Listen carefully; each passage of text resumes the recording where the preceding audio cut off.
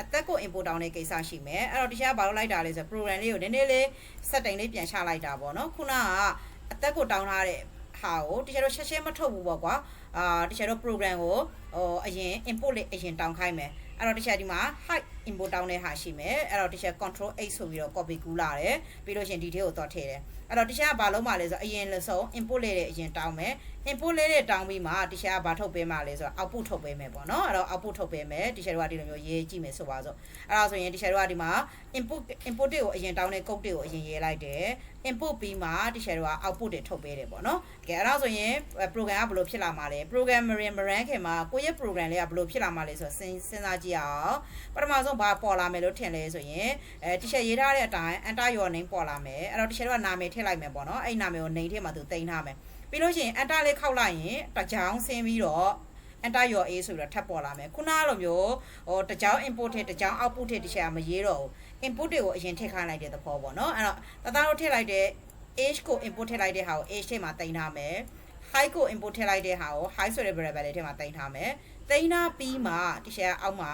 တရားကအဲ့တိန်းထားတဲ့တန်ဖိုးတွေကိုပြန်ပြီးတော့ output ကိုပြိုင်လို့ထုတ်ပေးလိုက်တာပေါ့နော်အဲ့တော့တရားတို့ကခုနလိုမျိုးပဲတစ်ချိန်ထဲတစ်ချိန်ထုတ်အဲ့လိုမတော်တော့ဘူး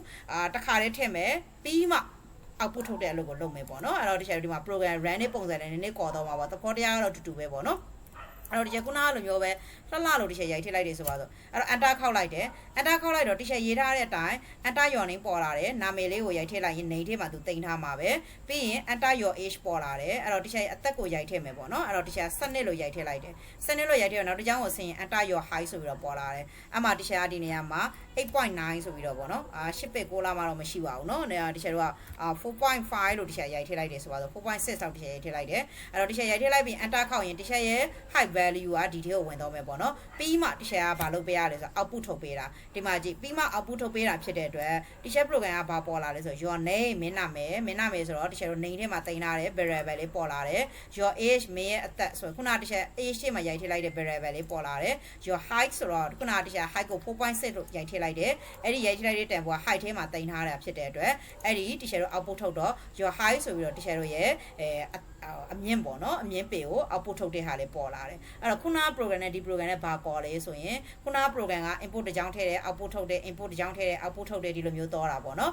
တူတူပဲအခုဒီ program ကတော့တခြားနည်းနည်းပြောင်းရေးလိုက်တာပေါ့နော်တခြား input ထည့်တဲ့ code တွေကိုအပေါ်မှာရေးလိုက်တယ် input ထည့်ပြီးတော့ variable ထဲကိုရောက်ပြီးမှအဲ့ဒီ variable ထဲကတန်ဖိုးတွေကိုပြန်ပြီးတော့ output ထုတ်ပြလိုက်တာအဲကြောင့်ဒီမှာတခြားဒါလေးပေါ်တယ်ပေါ့နော်အဲ့တော့သားတို့သမီးတို့ကဒီမှာတခြားအခုဒီ program လေးမှာလေမြင်လားမသိဘူး input တွေနဲ့ output တွေနဲ့ရောနေတာကွာဒီမှာ input 3ချောင်းရယ် input 3ချောင်းထည့်တယ်ဒီမှာ output ထုတ်ပေးတယ်3ချောင်းအဲ့ဒီ3ချောင်းကြားမှာတခြားကဒီမှာ line လေးတစ် line ချားခြင်းတယ်ပေါ့နော်အဲ့တော့ line လေးတစ် line ချားခြင်းတယ်ဆိုတော့တခြားဘာရေးရလဲဆိုတော့ print ဆိုတဲ့ဒီဟာနှစ်ခုကြားမှာ print ဆိုတဲ့ function လေးကိုခန့်လိုက်တယ်ပြီးလို့ရှိရင်တခြားကဒီမှာ double quote လေးအဲ့ double quote လေးထဲမှာဒီမှာတခြား line လေးတားလိုက်တယ်နော်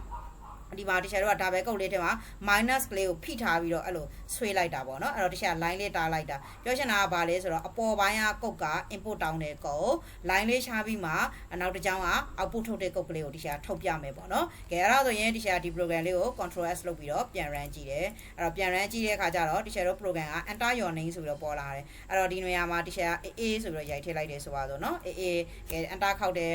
တခြားရဲ့အသက်ကိုရိုက်ထည့်ခိုင်းတယ်အဲ့တော့စနစ်အဲ့တော့တခြားစနစ်အရက်ကိုတခြား4.5 ဆိုပြီးတော့ height ကိုတခြားပေးလိုက်တယ်အဲ့တော့ enter လေးခောက်လိုက်တဲ့အချိန်မှာတခြားတို့ခုနကတခြားဒီ input နဲ့ output ကြားမှာ print လေးဒါလေးခံထားခဲ့တဲ့အတွက်ဒါလေးပေါ်လာတယ်ဒါလေးရဲ့အောက်မှာဒီမှာဒါလေးပေါ်လာတာပေါ့နော်ဒါလေးရဲ့အောက်မှာတခြားကဘာပေါ်လာတာလဲဆိုရင်တခြားရေးထားတယ်အဲ့ဒီမှာ print value 3ခုပေါ်လာတာဖြစ်တယ်ဒီထိနားလဲမလားတခြားပြောတာကိုစီတူရောရမလားသားရပါရှင်ကဲအဲ့ဒါဆိုဒီချက်တသားခုရေးထားတဲ့ program လေးကိုဒီလိုပုံစံလေးပြောင်းပေးပါအောင်ဒီချက်ကိုနော်